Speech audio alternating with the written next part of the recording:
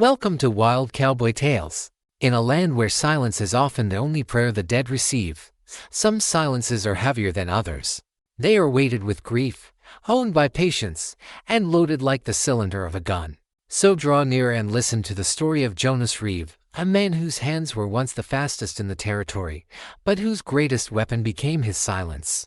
It's a tale of a love stolen, a promise whispered to a ghost, and a reckoning that was as cold, as patient, and as inevitable as the winter snow.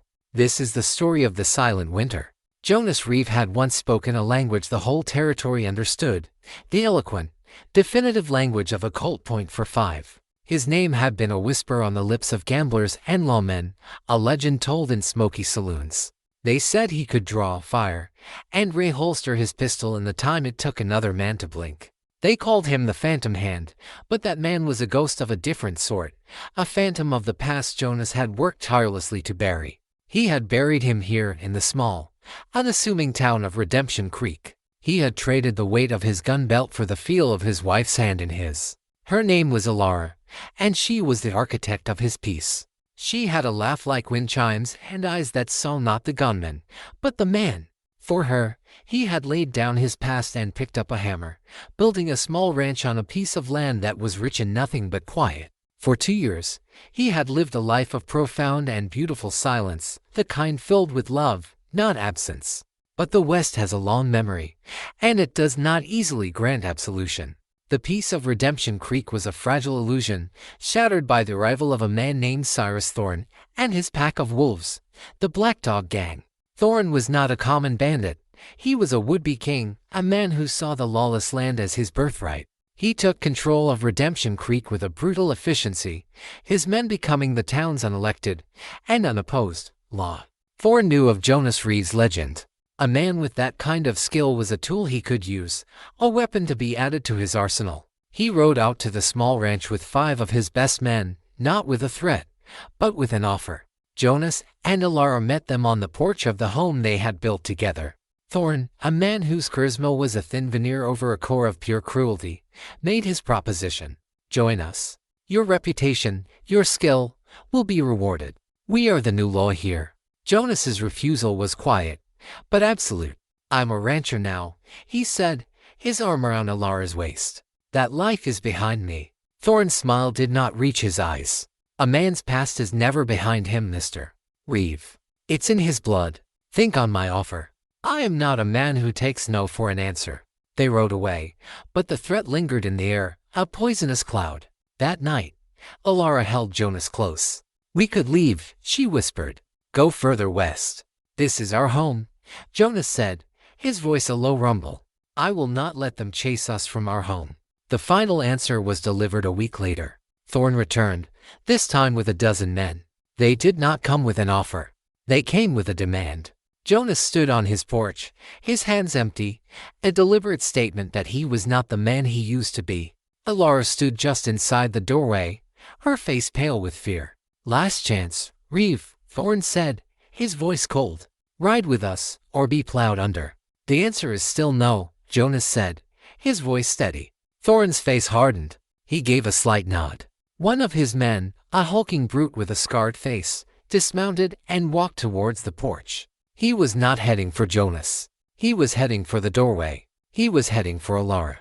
A cold primal fear, colder than any he had felt in 100 gunfights, seized Jonas. "No," he said, his voice a choked whisper. The man grabbed Alara, his filthy hand clamped over her mouth, and dragged her out onto the porch.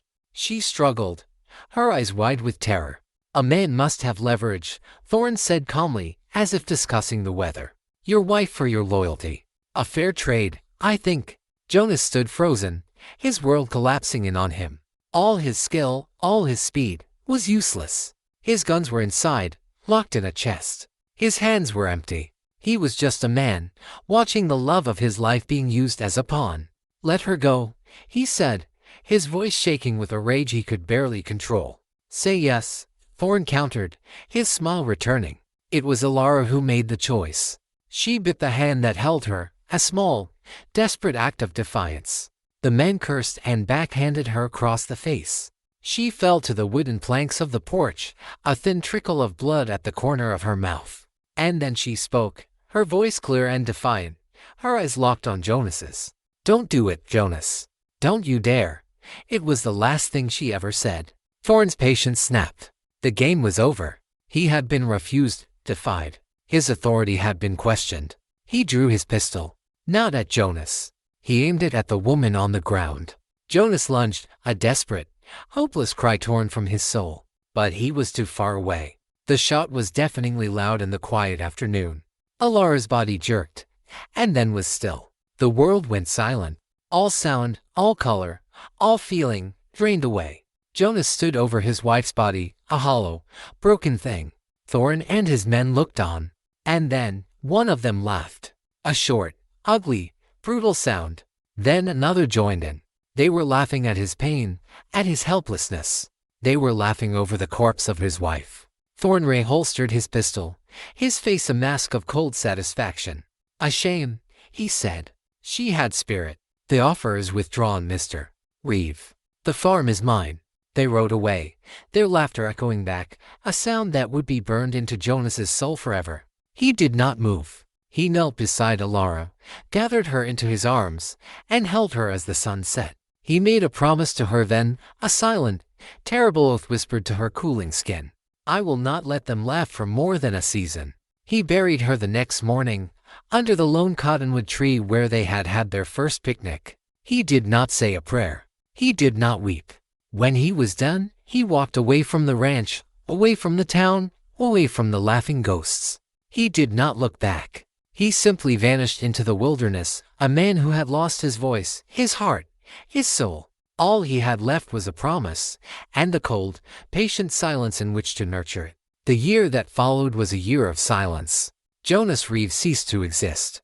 The legend of the phantom hand was a forgotten story, and the man who had tried to be a simple rancher was a ghost. The people of Redemption Creek, trapped under the iron thumb of Cyrus Thorne, whispered that he had died of a broken heart, that he had wandered into the mountains to be taken by the winter or the wolves. Thorne and his men, secure in their power, forgot about him entirely. He was a loose end that had conveniently tied itself. But Jonas was not dead. He had retreated deep into the Black Spur Mountains, to a place of brutal and forgiving solitude. He had found an old, abandoned trapper's cabin, a place where the only sounds were the howl of the wind and the beat of his own hollowed-out heart. He did not speak a single word. His voice was a memory of a life that was gone, a tool he no longer needed. Silence was his language now. He spent that year becoming a part of the wilderness. He hunted, he trapped, he endured. The soft edges he had gained in his 2 years of peace were stripped away, burned off by the harsh realities of survival. He grew lean and hard, his face weathered by the sun and wind, his eyes, once warm and quick to smile, becoming the flat, cold, watchful eyes of a predator. His grief was his constant companion, a physical presence that lived in his chest. But it did not break him.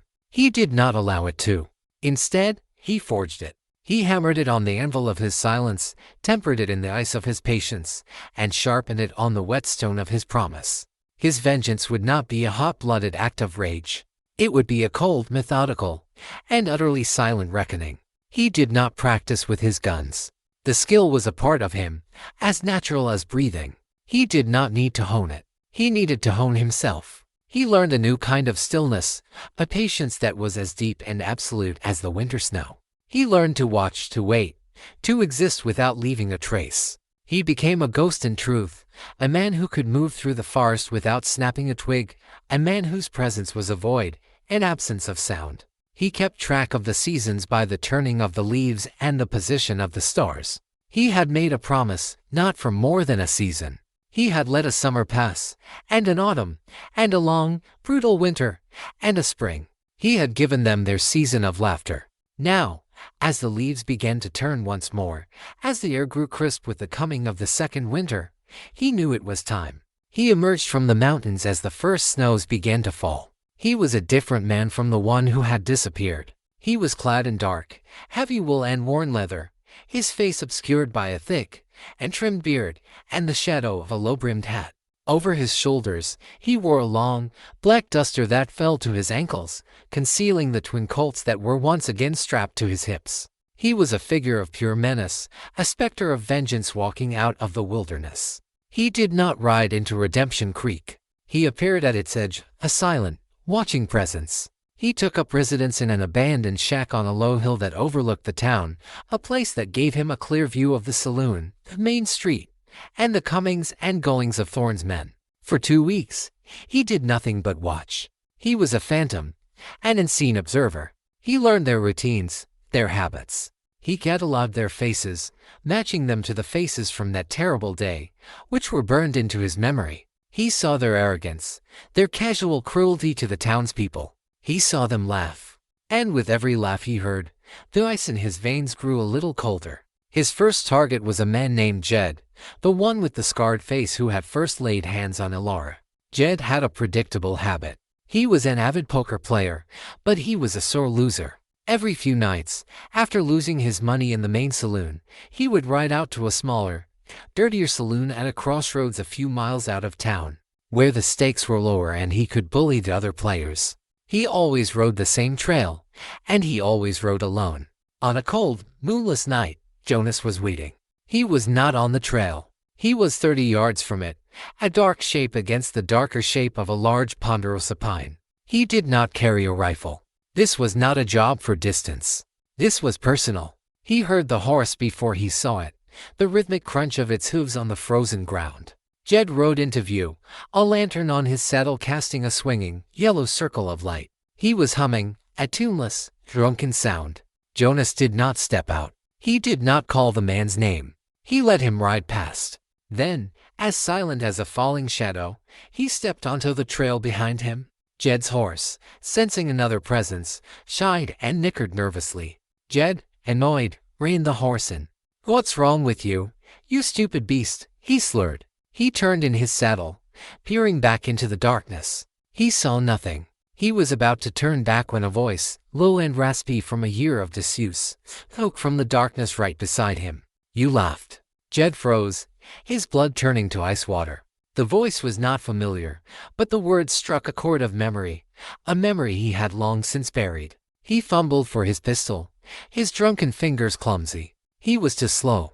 A hand shot out of the darkness, not for his gun, but for his throat. The grip was like iron. He was torn from his saddle and slammed to the frozen ground, the impact driving the air from his lungs. He looked up and saw a figure looming over him, a dark shape whose face was a pale, indistinct blur in the darkness. He saw the glint of steel.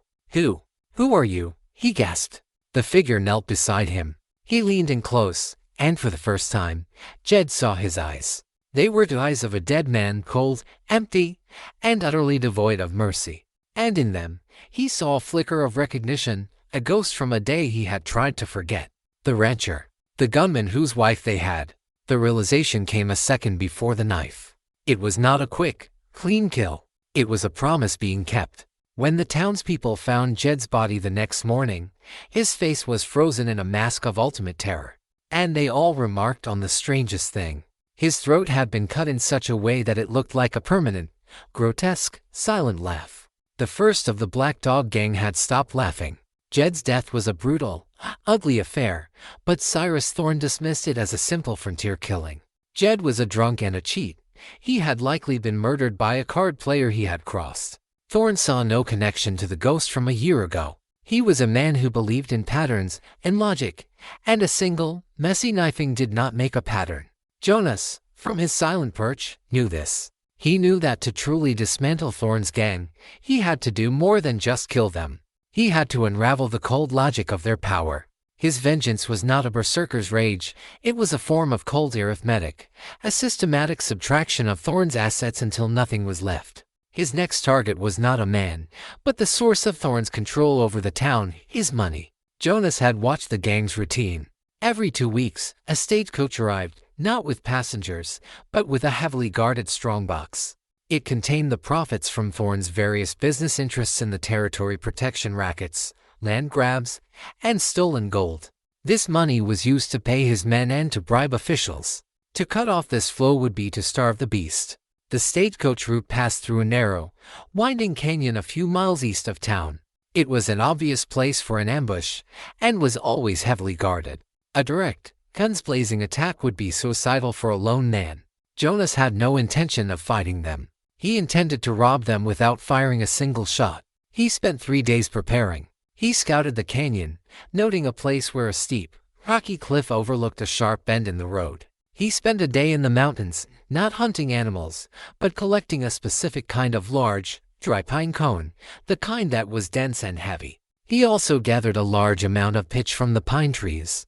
The night before the stagecoach was due, he went to work. He climbed to a ledge 50 feet above the road. He took the heavy iron chain from a broken gate he had found and laid it across the trail, anchoring both ends to sturdy trees.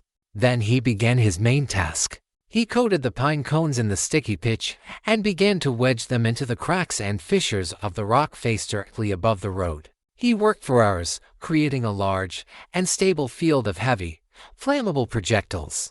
The next morning, he was hidden on the opposite side of the canyon, 100 yards away, with a clear view of the cliff face. He had with him a bow he had fashioned and a single, special arrow, its tip wrapped in an oil-soaked rag.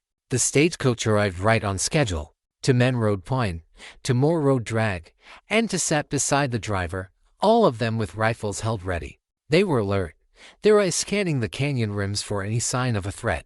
They rounded the bend and the lead riders saw the chain across the road. They reined in hard, signaling the stage to a halt. It was an old trick, a classic roadblock. They dismounted, their rifles up, scanning the rocks for the ambushers they knew must be there. The whole convoy was now stopped, a perfect, stationary target, directly beneath the prepared cliff face. From his hiding place, Jonas lit the tip of his arrow. He drew the bow, a silent, ancient weapon. He did not aim at the men. He aimed at the rock face, at the pitch-coated pine cones. The flaming arrow arced across the canyon, a silent, fiery messenger. It struck the rock face and the sticky pitch ignited instantly. A sheet of flame erupted on the cliff, and the heat did its work. The pitch boiled, the rocks expanded, and the carefully placed pine cones, now burning projectiles, began to rain down on the road below. It was chaos. The men were not being shot at, but they were under attack from a burning mountain. Flaming pine cones, heavy as stones, crashed down onto the roof of the stagecoach, which quickly caught fire. The horses, terrified by the fire and the falling debris, began to scream and rear. The outlaws, completely bewildered, broke ranks and scrambled for cover, trying to escape the rain of fire. No one was paying attention to the strongbox. As the fire on the cliff raged and the men were occupied with saving their own skins, Jonas made his move. He had left his horse further down the canyon. He slid down a ravine, circled around, and approached the chaotic scene from the rear. The 2 drag riders had abandoned their posts, rushing forward to help with the horses. Jonas, a silent specter in the smoke and confusion, calmly walked to the back of the burning stagecoach, and tied the strongbox, hoisted the heavy container onto his shoulder, and simply walked away, disappearing back into the ravines. It was a full 10 minutes before the outlaws got the fire under control and realized what had happened. The ambush had not been an ambush at all. It had been a diversion. The strongbox was gone. When the humiliated guards returned to town with the burned-out stagecoach and the story of the raining fire, Thorne was apoplectic. This was not a random killing. This was a planned, sophisticated attack on the heart of his operation. For the first time, a sliver of doubt entered his mind. He remembered the quiet, determined rancher. He sent men to the abandoned Harlow farm. They found nothing but a year's worth of dust and weeds. But the pattern had been established. Thorne had lost a man, and now he had lost his money. The subtraction had begun. In his shack, Jonas opened the strongbox. He was not interested in the gold. He took the stacks of paper money, the currency Thorne used to pay his men, and the ledgers he found inside, which detailed Thorne's network of corruption. The gold and silver he left in the box. The next day, a strange sight greeted the people of Redemption Creek. A horse, one of the outlaw's own, trotted into town. Tied to its saddle was not a rider, but the heavy, empty strongbox. And pasted to its side was a piece of paper with a single, crudely drawn symbol, a silent, laughing face. The same symbol that had been carved into Jed's throat. That night, the paper money from the robbery began to appear all over town, tucked into the mailboxes of the poorest families, left on the doorsteps of the merchants Thorne had been extorting.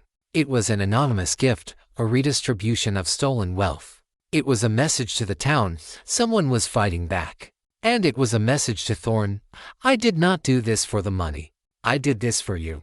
The fear in the gang intensified. They had not been paid.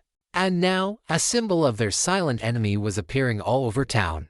Jonas had not just stolen their pay, he had stolen their peace of mind. The theft of the payroll and the strange, silent redistribution of the money changed the atmosphere in Redemption Creek. Before, the fear had been a simple, straightforward thing, the fear of Cyrus Thorn and his thugs. Now, a new element was introduced into the equation. A whisper, a phantom. Someone was pushing back, not with loud, open defiance, but with a quiet, unnerving precision. The townspeople, while still afraid of Thorn, now had a sliver of hope, a secret to share in hushed tones. For Thorn's men, the effect was the opposite.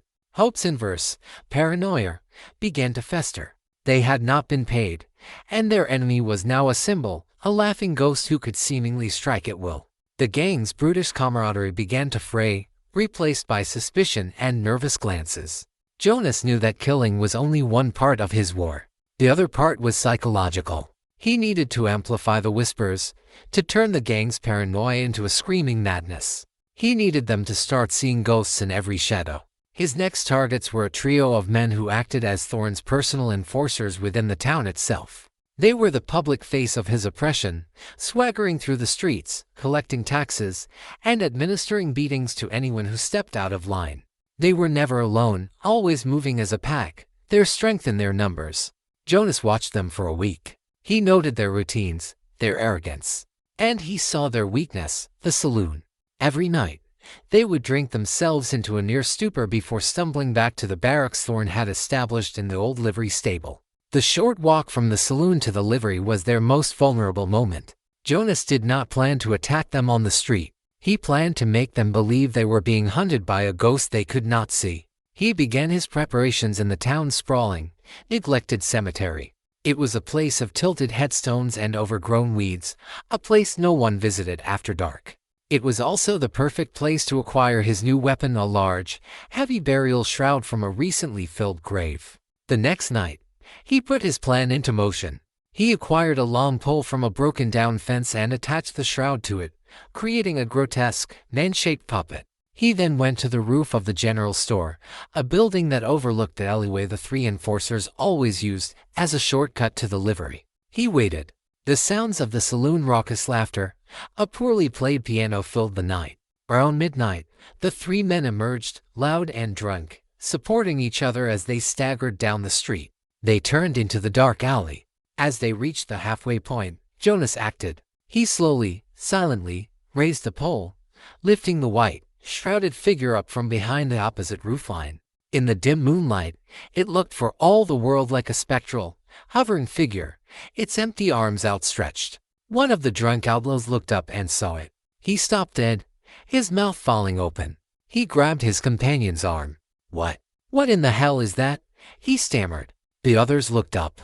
Their drunken bravado evaporated instantly, replaced by a primal, superstitious terror.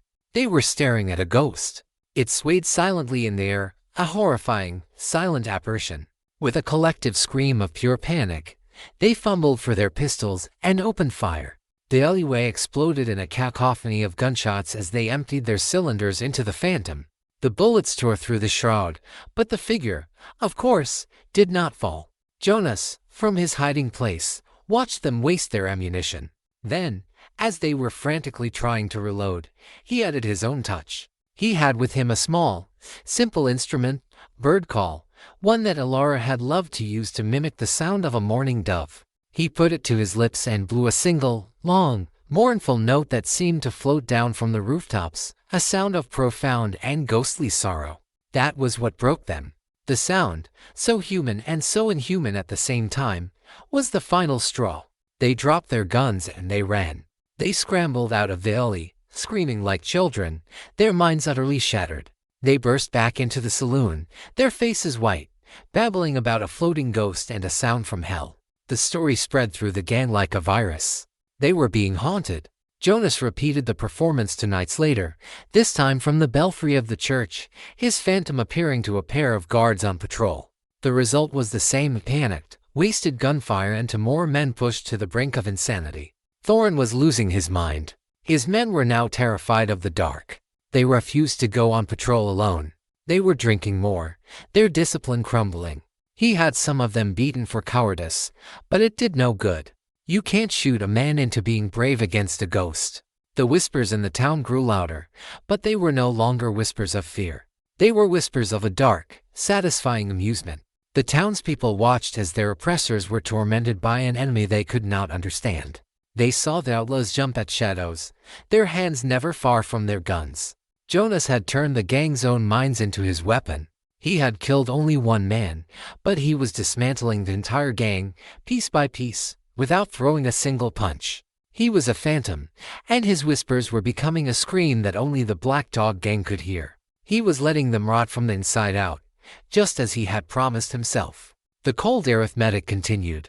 The psychological torment was working. Thorn's gang, once a confident pack of predators, had been reduced to a nervous, trigger-happy mob. They were haunted by ghosts, real and imagined. But Jonas knew that fear alone would not be enough. A cornered animal is at its most dangerous. He needed to deliver a final, devastating blow, a message so clear and so terrifying that it would break the spine of the gang for good. His target was their sanctuary, their fortress, the livery stable they had converted into their barracks. It was the heart of their power in the town, the one place they felt safe. Jonas intended to prove to them that there was no safe place. He did not plan a direct assault. He planned an execution. His weapon of choice would not be a gun, but fire, the great purifier, the ultimate symbol of destruction. For several nights, he observed the livery. It was a large, old wooden structure, dry as tinder. A dozen men slept inside, and there were always 2 guards posted at the large main doors. Security had been tightened, a direct approach was impossible. But Jonas had noticed a flaw in their fortress. A small, square hayloft door, 20 feet up the rear wall of the building, was often left unlatched for ventilation. It was his way in. He spent a day gathering his tools. He acquired a long, sturdy rope and a grappling hook he fashioned from a broken pitchfork. He also prepared his primary weapon, several clay pots filled with a volatile mixture of coal oil and animal fat, with thick, oil-soaked rags for fuses. The night he chose was dark and windy, the wind blowing from the north, away from the main part of the town. It would help to fan the flames and carry the smoke away from innocent homes. He approached the livery from the rear, a black-clad ghost moving through the shadows. The 2 guards at the front were oblivious. With a silent, practiced swing, he tossed the grappling hook. The tines caught securely on the edge of the hayloft opening. He tested the rope, then began to climb, his movements swift and silent. He slipped through the opening into the hayloft. The air was thick with the smell of hay, horse sweat, and unwashed men. Below him, in the main part of the stable, a dozen of Thorn's men were asleep in their bunks. A single lantern cast long, flickering shadows. He moved across the hayloft with the silence of a cat. He placed his clay pots, his firebombs, at the 4 corners of the loft, the fuses all pointing towards the center. He did not light them. That was not the plan. From his pocket, he took a small, carved wooden bird. It was the last thing Alara had been carving, a gift for him she had never had a chance to finish. He looked at it for a long, silent moment, the smooth wood a painful, tangible link to the life that had been stolen from him. He tied a thin piece of twine around the bird.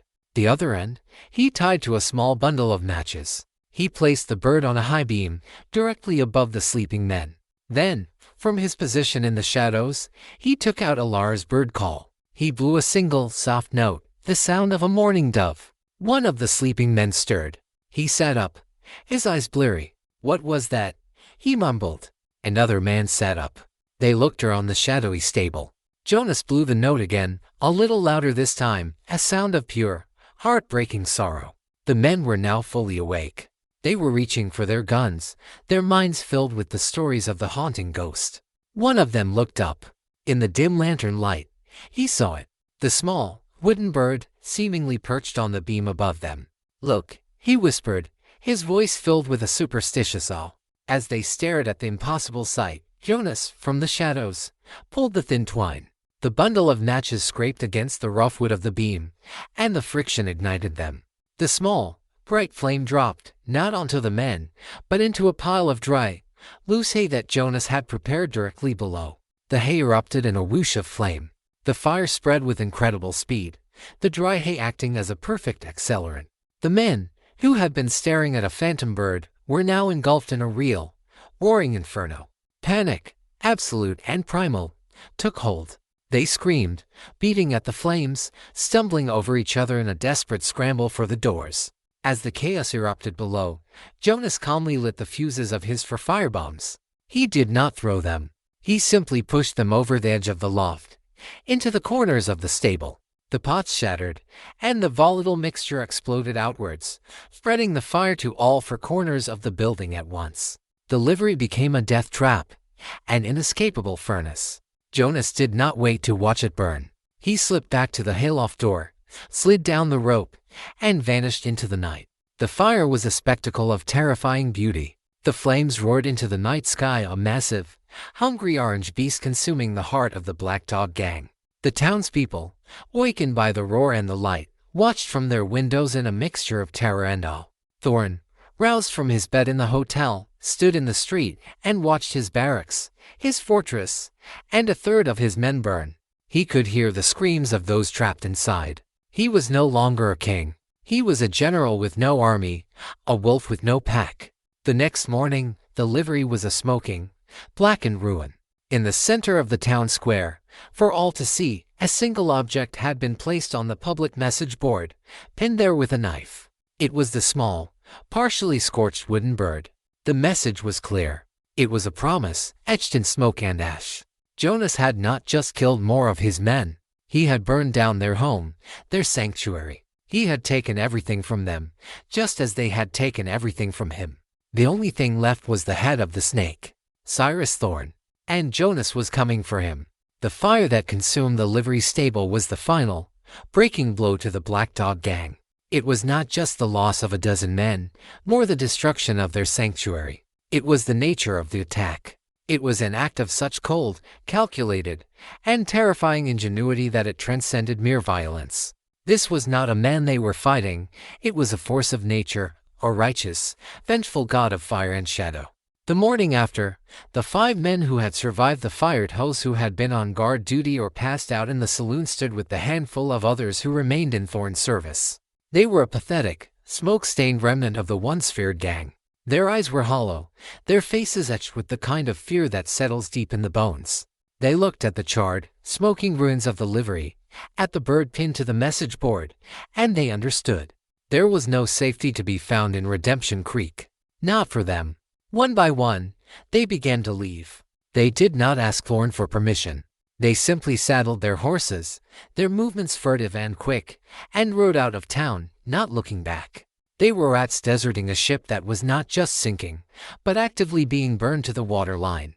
By midday, Cyrus Thorn was a king with no subjects. He was alone. He did not try to stop them. He stood on the balcony of his hotel room, a glass of whiskey in his hand, and watched them go. His face was a mask of cold, controlled fury. The lesser wolves had fled. Now, only the alpha remained. His vast ambition, his dream of a personal empire, had been systematically dismantled by one man. A man he had dismissed, a man he had thought broken. His rage was no longer focused on the gang or the town. It was a pure, white-hot, and intensely personal hatred for Jonas Reeve.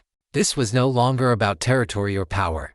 It was a duel. A contest of wills between 2 men, with the soul of the town as the prize. Thorn was not a coward. He was a narcissist, and his pride would not let him run. He believed, with unshakable arrogance of a man who had always gotten his way, that he was superior. The Phantom Hand had been a legend, yes, but Thorn saw himself as a legend in the making.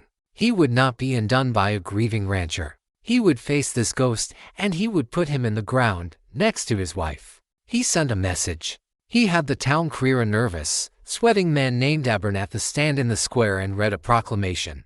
By the authority of Cyrus Thorn, Abernathy's voice quavered, the bounty on the murderer known as the Phantom is hereby posted. $5,000 in gold for his head. And let it be known, that I, Cyrus Thorne, will meet this coward. At noon, 2 days from now. In the place where it all began. On the porch of the old Reeve Ranch. Let him face me like a man, or be known forever as a craven who hides in the shadows. It was a public challenge. A classic Western showdown, designed to appeal to the Phantom's sense of honor, if he had any. But it was also a trap. Thorne had no intention of facing Jonas alone. Jonas, from his shack on the hill, heard the proclamation echo across the valley. He felt nothing. Honor had died with Alara. This was not a game. This was the final calculation in his cold arithmetic. He knew it was a trap. Thorne would have men hidden, snipers in the rocks, a dozen ways to cheat. It didn't matter. The location was what mattered. The place where Alara had spoken her last word, where the laughing had begun. It was fitting that it would be the place where the laughing stopped for good. He spent the next day not in preparation for a gunfight, but in a quiet, personal ritual. He went to his hidden cache in the mountains, a place he had not visited since his return. He took out the locked chest that held his past. Inside, under a layer of old clothes, was not a weapon, but a small, leather-bound book. It was Alara's journal. He sat under the pines and he read. He read her words about their journey west, her hopes for their new life, her descriptions of the wildflowers on their land. He read of her love for him, a love so pure and so profound that it was a physical pain to behold on the page. He was not just reading a book, he was communing with her ghost, reminding himself of the profound, beautiful thing that had been stolen from him. This was not just about vengeance for her death, it was about honoring her life. He returned to his shack as the sun was setting. He cleaned his Colts, his movements slow and methodical. He was not preparing for a showdown. He was preparing for a conclusion. Meanwhile, Thorne was setting his own stage. He had managed to retain 2 of his most loyal and most desperate men. He paid them the last of his personal gold to act as his hidden rifles. He rode out to the old Reeve Ranch, a place he had not visited since the murder. The place was desolate, the house a sad, empty shell, the yard overgrown with weeds.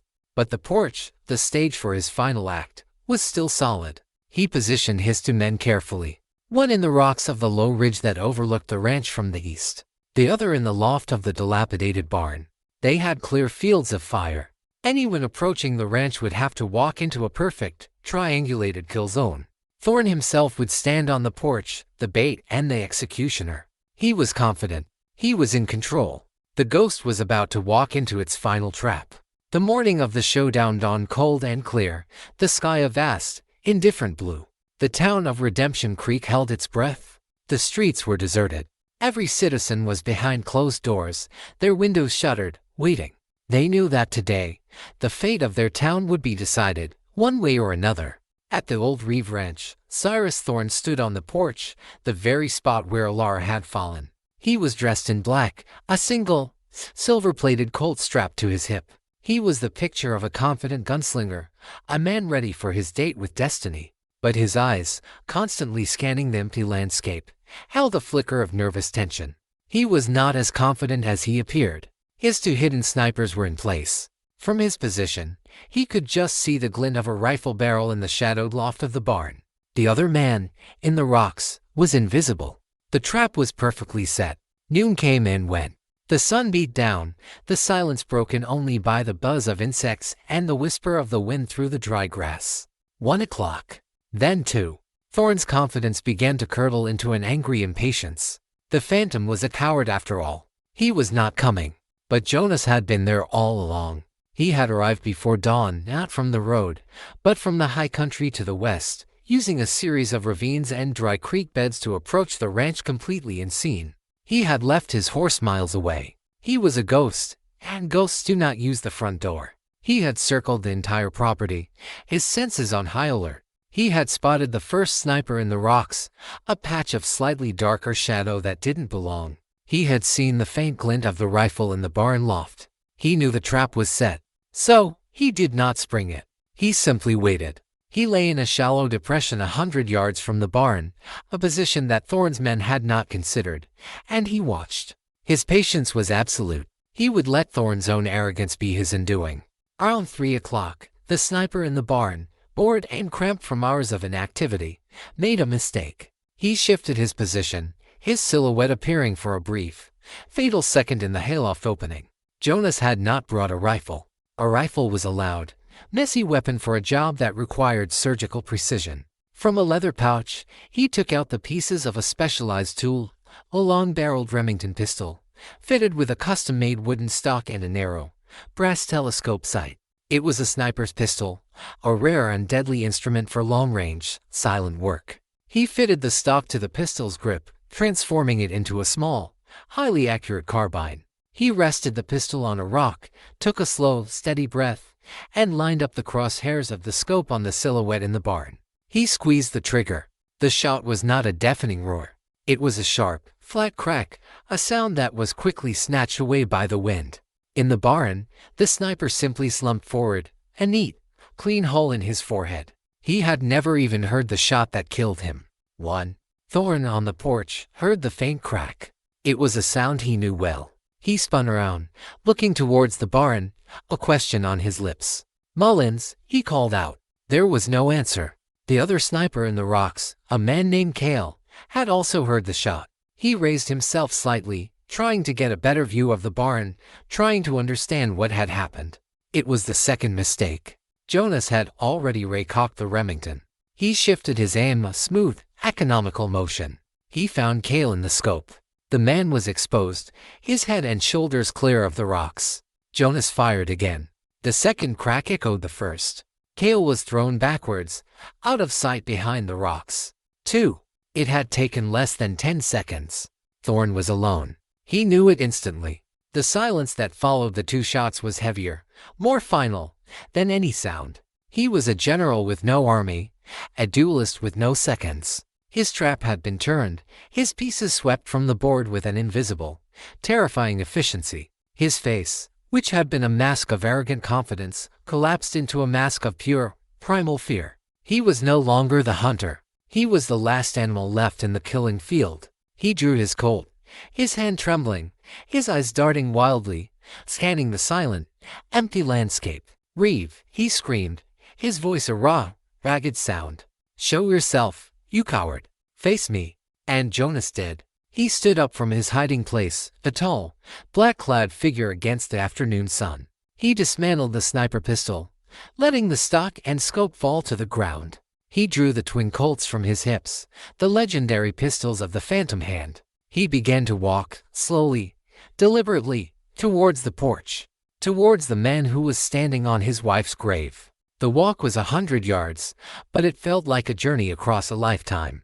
With every step Jonas took, the dust rising around his boots, the world seemed to narrow, to sharpen.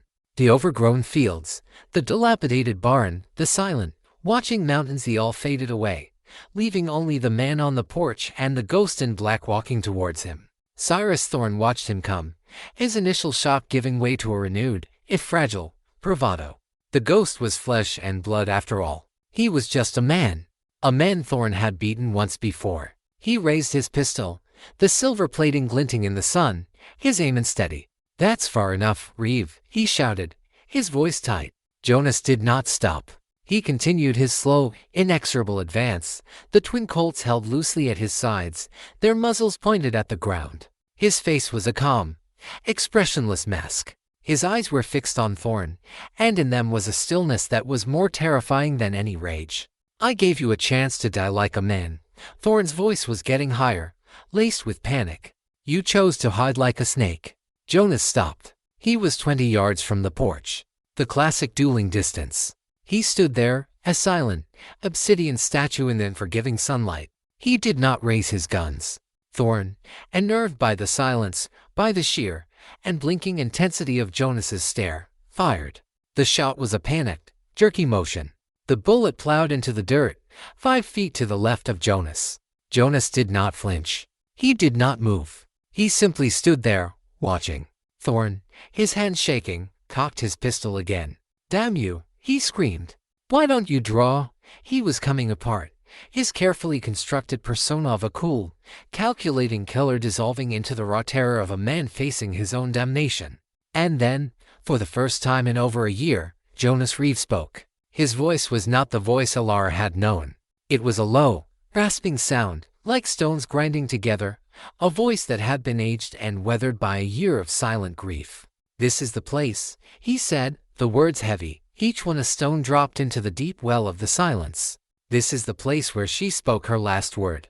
The sound of his voice, so unexpected, so filled with a cold, dead finality, seemed to stun Thorn into a momentary paralysis.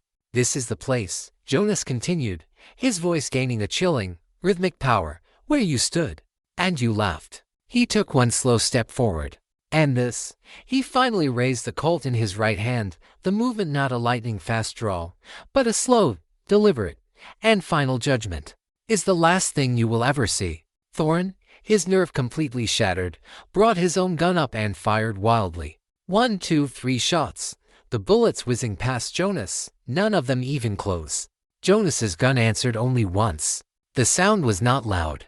It was a single, definitive crack. A full stop at the end of a long, terrible sentence. Thorn was thrown back against the porch railing. He looked down at his chest, at the small, neat, dark hole that had appeared there. His own silver-plated Colt slipped from his nerveless fingers and clattered onto the wooden planks. He looked up at Jonas, his eyes wide with the ultimate, final surprise. He tried to speak, but only a wet, gurgling sound came out. He slid down the railing and lay still, his dead eyes staring up at the empty blue sky. The last of them had stopped laughing. The single shot echoed across the valley, a sound of profound and utter finality. In the town of Redemption Creek, the people who had been hiding in their homes heard it, and a collective, silent sigh of relief seemed to pass through the community. They did not know who had won, but they knew it was over. Jonas stood for a long moment, the smoke from his Colt a thin, gray wisp in the still air. He looked at the body of Cyrus Thorn, a pathetic, broken thing that had once held so much power. He felt no triumph, no satisfaction, no release. He felt only a vast, aching emptiness. He had completed his cold arithmetic. He had kept his promise. And now, there was nothing. He holstered his pistol. He did not go onto the porch. He did not look at Thorn's body again. He turned and walked to the lone cottonwood tree at the edge of the property. He knelt before the simple wooden cross that marked Alara's grave. He reached into the pocket of his duster and took out her journal. He opened it to the last page. The entry was short, written on the morning of the day she had died. "The sky is so clear today. Jonas is fixing the fence. I think this is what peace feels like. I will ask him to teach me the names of the stars tonight." He read the words over and over, his vision blurring for the first time in a year. The silence he had cultivated, the coldness he had wrapped himself in like a shroud, finally broke. A single, hot tear traced a clean path through the grime on his cheek and fell onto the dusty ground of her grave. It was a final, silent goodbye. He placed the open journal at the base of the cross. It was her last word, and he would leave it with her. He stood up, his face once again an unreadable mask. His war was over. His promise was kept. There was nothing left for him here. He turned his back on the grave, on the ranch, on the dead man on the porch. He began to walk, not back towards the town, but west, towards the setting sun, a solitary, black-clad figure disappearing into the vast, indifferent landscape. A little while later, Sheriff Brody, the town's lawman who had been rendered powerless by Thorn, gathered a posse of newly courageous citizens. They rode out to the ranch, their guns drawn, not knowing what they would find. They found the scene exactly as Jonas had left it. They saw the bodies of the 2 snipers. They saw Thorn, dead on the porch. And they saw the single set of tracks leading away from the ranch, heading west until they vanished into the wilderness. They stood in silence, looking at the evidence of a battle that had been fought with almost supernatural skill and precision. They looked at the grave under the cottonwood, at the open journal resting there. The sheriff picked it up gently. He read the last entry. He looked at the dead tyrant on the porch, and then he looked out at the empty west where the phantom had gone. "Justice," he said, his voice quiet, filled with a new kind of awe and respect. He waited, and he brought justice. They buried Thorn in a nameless grave in the boneyard. They left the ranch as it was, a silent monument to what had happened there. The story of what had occurred that day became the founding legend of the new Redemption Creek. Jonas Reeve was never seen in that part of the territory again. He became a ghost in truth, a legend that grew with each telling. They said he was a spirit of vengeance, a man who had died of a broken heart and returned to settle his accounts. They said his guns were guided by an otherworldly force. The story of the Silent Winter was told around campfires, a cautionary tale to bullies and tyrants, a story of a quiet man whose grief had become the most dangerous weapon in the West.